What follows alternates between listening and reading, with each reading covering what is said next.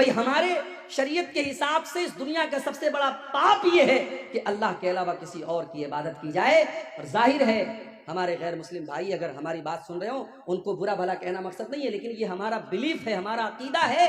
ہم شرک کے معاملے میں کمپرومائز نہیں کر سکتے. ہم اپنے غیر مسلم بھائیوں کے ساتھ اچھے سے، پیار سے، محبت کے ساتھ رہیں، لیکن کسی شرک کے کام میں ہم سپورٹ نہیں کر سکتے. یہی شریعت کی تعلیم. اس لیے دیوالی کی مٹھائی کے بارے میں کچھ علماء نے سافٹ کارنر دکھایا ہے کہ کھایا جا سکتا ہے اگر اس پر پوجا پاٹ نہیں ہوئی ہے، لیکن زیادہ بہتر یہی ہے کہ چونکہ وہ شرک کے تہوار کا ایک سمبل ہے، ہمیں پرہیز کرنا چاہیے. تو یہ دوسری چیز ہو گئی. پہلی چیز کیا تھی؟ اللہ کی لعنت اس انسان کے اوپر جو اپنے باپ کے اوپر لعنت کرے. دوسری چیز اللہ کی لعنت اس انسان کے اوپر جو غیر اللہ کے نام پر جانور ذبح کرے. اور تیسری چیز لعن اللہ من آوى محدثا، اللہ کی لعنت تو کسی ایسے انسان کے اوپر جو کسی بدعتی کو پناہ دے، دین کے اندر نیا کام نکالنے والے کو اپنے گھر میں پناہ دے. جب گھر میں پناہ نہیں دے سکتے، موبائل میں کیسے پناہ دے سکتے؟ ایک صاحب نے میرے پاس ویڈیو بھیجا، مولوی صاحب ذرا یہ ویڈیو سنیے کس کا ہے، بڑا اچھا ویڈیو لگ رہا ہے. میں نے دیکھا ویڈیو ایسے انسان کا تھا جو صحابہ کو گالی دیتا ہے. میں نے کہا ویڈیو ڈیلیٹ کر. جتنی بھی اچھی بات ہو جو میرے نبی کے صحابہ کو برا بھلا کہتا ہے، میں اس کی باتوں کو اپنے جوتے کی نوک پر رکھتا ہوں. میں نے کہا ویڈیو ڈیلیٹ کر، اس ویڈیو کو کہیں شیئر نہ کر. جب بدعتی کو گھر میں پناہ دینا جائز نہیں تو موبائل میں اور اسٹیٹس میں پناہ دینا کیسے جائز ہو گیا؟ اس لیے کسی ایسے عالم کو، ابھی کل میری تقریر تھی، کہاں پہ تھی کل؟ صدر پور میں. وہاں کلکتہ سے ایک صاحب تقریر کرنے کے لیے آئے تھے. موضوع روایت، من گھڑت روایت بیان کر رہے ہیں. میں نے تقریر میں کہا اہل حدیث کے اسٹیج پر ایسے لوگوں کو مت بلاؤ. میرے کیا ہو گیا ہے ہماری قوم کو؟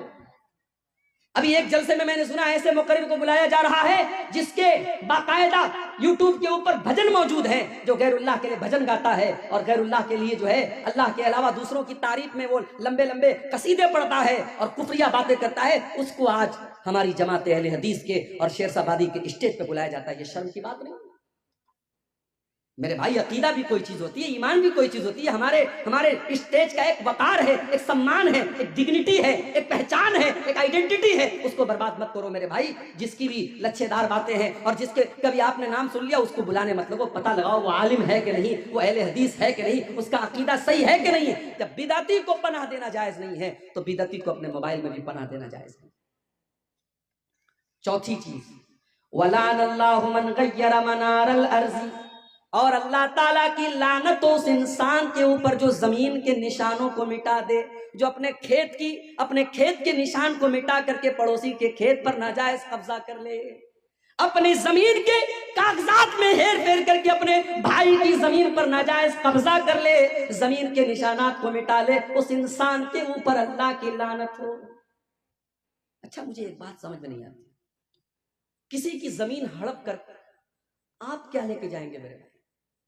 مان لو آپ نے کسی کی زمین ناجائز طریقے سے ہڑپ لی، آپ کو تو جانا ہے 2 گز زمین میں نا، اس سے زیادہ تو نہیں ملے گی آپ کو. اب وہ زمین آپ کی اولاد، آپ کے بچے فائدہ اٹھائیں گے. آپ خود بھی گنہگار ہوئے، آپ کے بچے بھی گنہگار ہوں گے، اور آپ کو ملنے والی بھی چیز نہیں ہے، آپ تو قبر ہی میں جائیں گے. ایسی زمین جائیداد کے لالچ کا کیا کرنا ہے میرے؟ اسی لیے اللہ کے نبی فرماتے ہیں میں ایک انسان ہوں، میرے پاس لوگ زمین و جائیداد کا مسئلہ لے کر کے آتے، ہو سکتا ہے کہ کسی کی چکنی چپڑی بات کو سن کر کے میں اس کے حق میں فیصلہ کر دوں. اے میرے صحابہ کان کھول کر کے سن لو، اگر میں نے غلط فیصلہ کر دیا اور جو حقدار نہیں تھا اس کو میں نے دوسرے کی زمین دے دی، تو کان کھول کر کے سن لو فَإِنَّمَا أَقْطَعُ لَهُ قِطْعَةً مِّنَ النَّارِ، میں زمین کا ٹکڑا نہیں دے رہا ہوں، میں جہنم کی آگ کا ٹکڑا دے رہا ہوں. اس لیے وہ زمین لینے والا کان کھول کر کے سن لے.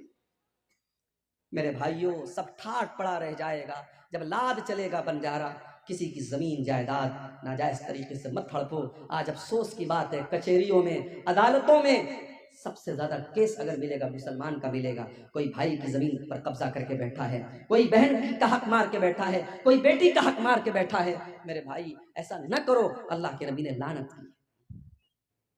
اور آگے بڑھیے، لعنت کا حقدار بنانے والا دوسرا کام، اللہ کے پیارے نبی فرماتے ہیں لعن اللہ آکل الربا وموکلہ وکاتبہ وشاہدیہ، اللہ کی لعنت ہو سود کھانے والے پر، سود کھلانے والے پر، سود کی گواہی دینے والے پر اور سود کو لکھنے والے پر۔ اور آپ نے آگے یہ بھی فرمایا وَهُمْ سَوَاءٌ، سب کے سب برابر ہیں، کھانے والا بھی برابر، کھلانے والا بھی برابر، سود لکھنے والا بھی برابر اور سود کی گواہی دینے والا بھی برابر۔ آج یہ کام بھی بڑے دھڑلے سے ہو رہا ہے۔ کوئی بندھن لون چل رہا ہے صاحب، عورتوں کو لون دیا جا رہا ہے، بینک والا آتا ہے مردوں کو کنارے کر کے پہلے عورتوں سے بات کرتا ہے، تمہیں لون چاہیے؟ پہلے سے بیوی بیچاری اس کے شوہر نے سکھایا، بول دینا ہاں چاہیے، 1-2 لاکھ روپے کا لون بڑی آسانی سے مل جاتا ہے، ہر مہینے بیاج بھرا جا رہا ہے۔ میرے بھائی یہ مسئلہ آپ کو کس نے بتا دیا کہ بیاج کا صرف لینا حرام ہے؟ اللہ کے نبی فرماتے ہیں بیاج کھانے والے پر بھی اللہ کی لعنت اور بیاج کھلانے والے پر بھی اللہ کی۔ اور ایک بات اور سن لو، بیاج کھانے کے بعد اگر آپ نماز پڑھ رہے ہیں، حج بھی کر رہے ہیں، عمرہ بھی کر رہے ہیں، اس بات کا ڈر ہے کہیں ہماری عبادتیں ہمارے منہ پر مار نہ دی جائیں۔ سود بیاج کھانے والے کی عبادتیں اس کے منہ پر مار نہ دی جائیں، اس لیے کہ اللہ کے نبی نے بڑے سخت الفاظ میں فرمایا ہے کہ سود اور بیاج کے 70 سے زیادہ درجے ہیں، جس میں سب سے ہلکا درجہ یہ ہے ان یزنی الرجل بامہ، انسان اپنی سگی ماں کے ساتھ زنا کرے۔ کوئی سوچ نہیں سکتا، کوئی تصور نہیں کر سکتا کہ اپنی ماں کے ساتھ زنا کرے۔ سود کھانے والا اپنی ماں کے ساتھ زنا کرنے سے زیادہ خطرناک کام کرتا ہے۔ اور قرآن تو یہاں تک کہتا ہے سود کھانے والوں کے بارے میں فَإِن لَّمْ تَفْعَلُوا فَأْذَنُوا بِحَرْبٍ مِّنَ اللَّهِ وَرَسُولِهِ، اگر تم بیاج کھانا نہیں چھوڑتے، اگر تم سود کا لین دین نہیں جوڑتے تو اللہ سے جنگ کرنے کے لیے تیار ہو جاؤ۔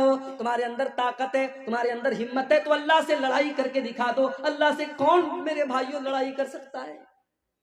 اس لیے سود کا لین دین بالکل بند کر دو۔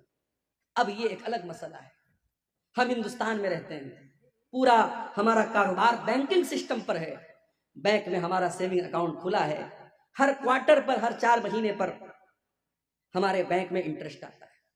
تو کیا مسئلہ ہے بھائی؟ کوئی مسئلہ نہیں ہے، بینک کی پاس بک کو اپڈیٹ کرو، چیک کرو میرے پاس کتنی انٹرسٹ آ رہا ہے، کتنا بیاج آ رہا ہے۔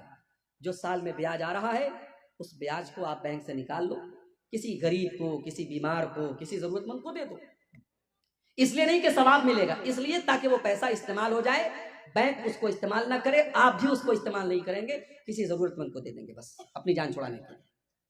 یہ بالکل سمپل طریقہ ہے، باقی کسی اور طریقے سے انٹرسٹ اور بیاج سے فائدہ اٹھانے کی کوشش مت کرو، یہ بہت بڑا گناہ ہے۔ آگے بڑھتے ہیں، تیسری چیز، لعنت کا حقدار بنانے والی تیسری چیز، حضرت عبداللہ بن مسعود فرماتے ہیں لعن اللہ الواشمات والمستوشمات والمتنمسات والمتفلجات، اللہ کی لعنت ہو ایسی عورتوں کے اوپر جو ٹیٹو بنواتی ہیں، ایسی عورتوں کے اوپر جو ٹیٹو بناتی ہیں اور ایسی عورتوں کے اوپر جو ٹیٹو بنواتی ہیں۔ ٹیٹو بنوانا حرام ہے، مرد بنوائے تب بھی حرام، عورت بنوائے تب بھی حرام۔ آج کل بڑا رواج چلا ہے، شوہر بیوی کے نام کا ٹیٹو بنوا رہا ہے، بیوی شوہر کے نام کا ٹیٹو بنوا رہی ہے۔ حرام ہے ٹیٹو بنوانا، اللہ کے نبی نے کہا گدنا گدوانے والے پر اور ٹیٹو بنوانے والے پر اللہ کی لعنت۔